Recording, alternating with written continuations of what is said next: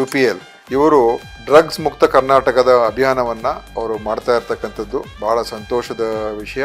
ನಾನು ಆರೋಗ್ಯ ಸಚಿವನಾಗಿ ಅವರಿಗೆ ಅಭಿನಂದನೆ ಸಲ್ಲಿಸ್ತಾ ಇದ್ದೀನಿ. ಇವತ್ತಿನ ಯುವ ಪೀಳಿಗೆ ಈ ಮಾದಕ ವ್ಯಸನಕ್ಕೆ ಒಳಗಾಗ್ತಾ ಇರ್ತಕ್ಕಂಥದ್ದು ನಾವು ನೋಡ್ತಾ ಇದ್ದೀವಿ. ಅದರಿಂದ ದೂರ ಇರುವಂಥದ್ದು ಬಹಳ ಮುಖ್ಯ. ನಮ್ಮ ಯುವ ಜನತೆಯಲ್ಲಿ ಅದರ ಬಗ್ಗೆ ಜಾಗೃತಿಯನ್ನು ಮತ್ತು ಆ ವಿಷಯದ ಬಗ್ಗೆ ಹೆಚ್ಚು ಮಾಹಿತಿಯನ್ನು ನೀಡ್ತಕ್ಕಂಥದ್ದು ಅತ್ಯವಶ್ಯಕ ಆಗಿದೆ. ಇದರಲ್ಲಿ ಭಾಳಷ್ಟು ಚಿತ್ರನಟರು ಮತ್ತು ಅನೇಕ ಸೆಲೆಬ್ರಿಟೀಸು ಇದರಲ್ಲಿ ಭಾಗವಹಿಸ್ತಾ ಇದ್ದಾರೆ. ಈ ಕ್ರೀಡೆ ಆಡುವ ಮುಖಾಂತರ ಆ ಒಂದು ಸಂದೇಶವನ್ನು ಯುವ ಪೀಳಿಗೆಗೆ ಮತ್ತು ಮಕ್ಕಳಿಗೆ ತಲುಪಿಸುವಂಥದ್ದು ಅತ್ಯಂತ ಒಂದು ಸಮಯೋಚಿತವಾದಂಥ ಒಂದು ತೀರ್ಮಾನ ಅಂತ ಹೇಳೋದಕ್ಕೆ ಬಯಸ್ತೀನಿ.